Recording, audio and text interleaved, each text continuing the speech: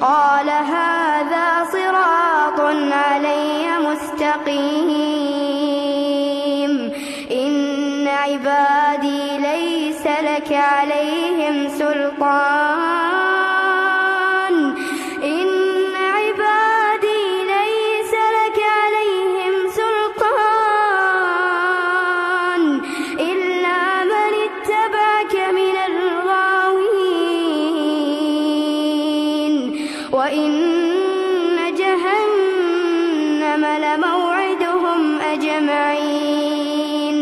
لها 7 أبواب لكل باب منهم جزء مقسوم إن المتقين في جنات وعيون